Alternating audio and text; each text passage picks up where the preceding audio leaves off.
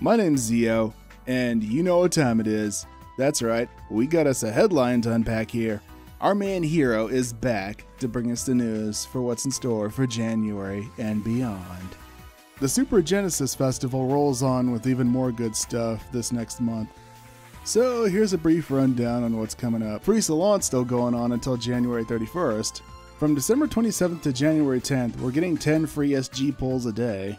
Logging in during this period will net you a number of other goodies such as end color change passes and a master cube. There's also 200% rare drop rate during Lucille exploration and limited time seasonal quests. On top of that, there's also a 200% preset skill bonus. And then starting on the 10th, those bonuses will be applied to pre-announced urgent quests. Now that's going to run until January 24th. There's also another round of login goodies such as color change passes and preset skill success rate plus 15s. This is also going to be a great time to upgrade your gear. 10% bonus to preset skill enhancement and augmentation. On top of that, 90% great success rate for item enhancement. There's also another super new and returning Arcs Call to Arms campaign on social media. So how this works is, you post your ARCS ID that you create through a website onto X, formerly Twitter, with the hashtag NGS Super Genesis Festival. If they get 5,000 of these, everyone gets a free Hitsugi outfit and an emote. To round out the campaign, Stellar Graces come back on January 25th with some nice goodies like Giga Strugments and Arms Refiner 2s. New year, new limited time event, with Central and Retem cities decked out for the occasion. The XXX shop girls are back, and this time Shandy's on deck with the usual assortment of goodies in the shop. Of course the Rappies get in on the festivities, and this time they're dressed like snowmen. Jeez, SEGA, way to make us feel bad about beating these guys up. But the seasonal fun doesn't end there. On January 10th, Central and Retem cities are decked out in a winter vibe. Hey, wait a minute, are those randomites? Yep. The other XXX shop girl, Shiemi, is on deck with more goodies in the seasonal shop. There's also the new LTQ, practice drill, the Chilius Chase. A giant mutant called Konigsi Yeti Geo has appeared in West Kavaris. It'll periodically run away when engaged, so it's up to us to hop on our floating boards to pursue and subdue this furry colossus. Of course, we'll encounter other fiends along the way. Hey, remember that one UQ Next Vera Suppression op? Well, on January 24th, it comes back as a limited time quest. So that's it for January content-wise. Now we're on to the good stuff. With this being the last broadcast of the year, series producer Yuya Kimura came on to say a few words. Of course, he thanked everyone for playing the game over the course of the year, and he had some other things to share. He said that Darkfall Solace and Lucille Exploration got high marks for their playability. He did say there were some issues though. For one thing, he said the barrier to entry was too high for these quests, that they didn't get the engagement rate that they were hoping for. The ones who did participate lamented the lack of any meaningful reward for the amount of effort required. Oh my god, this is the elephant in the room. I am so glad to see him coming out and just deadass acknowledging this. Thank you, Kimura-san. They spent October and November trying to normalize this, and they're going to keep working on this going forward.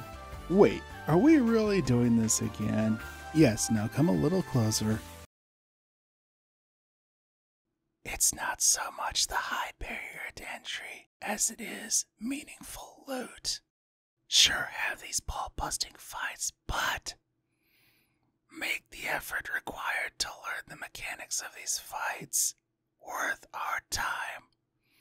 Like, you know, 300% RDR and maybe 300% fix a drop rate. Something like that. Okay, that's enough sexy ASMR whispering.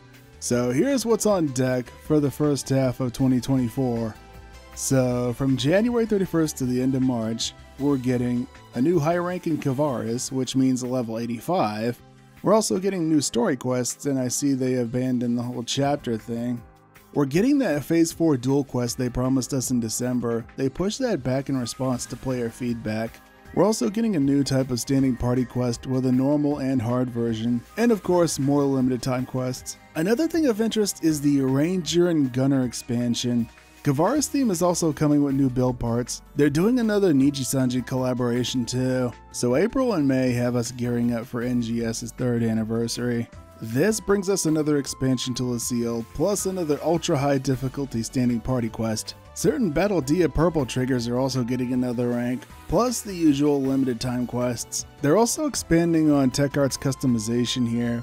More build parts from base PSO2, which is also nice. More collaborations on the way, this time with an anime based on a shonen manga, and games from other companies. So here we are, June and July. Here's the big one. New field, story quests, dual phase 5, and of course, limited time quests. There's also a new action system, plus a fighter expansion, whatever that means. So, of course, new build parts with a new Japanese theme this time around. So, 2 anime collaborations, one being sci-fi, the other being based on a light novel. So that's the 30,000 foot view of what's on deck for the first half of 2024. So they gave us a little teaser of the new field that's coming in June. This looks awfully familiar. This looks like the residential sector of an ARC ship, but what the hell are dolls doing in here? Those must be placeholders along with the Starless. They also showcased the new action system that's coming in June. Now, this looks an awful lot like a cross between an SUV weapon from PSU and an AIS from base PSO2.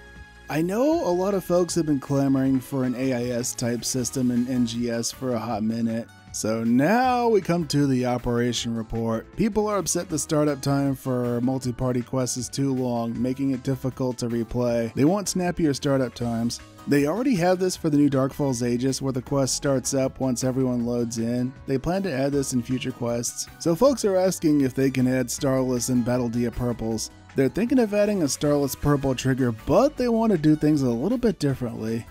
I want to cosplay as my favorite NPCs and story characters. Can we get their creation data, please? They said they're working on a way to add the creation data for major story characters to the website. They also said they plan to have a scratch for their specific outfits and parts. They did say there would be cases where they can't be one-to-one though. Confirmation screen on gold prim's annoying. SEGA, please do something. They said they're working on doing this for whenever people use these items in the enhancement lab. Next headline is scheduled for January 30th.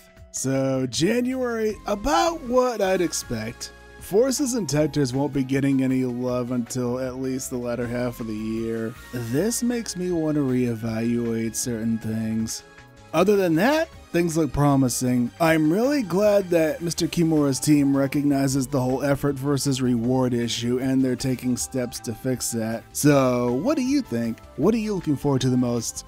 You know how much I love chopping it up with you guys in the comments section and on the streams. Come on by and hang out sometime, we'd love to have you. Anyway, that's a wrap. I hope you have a blessed day, and Happy New Year!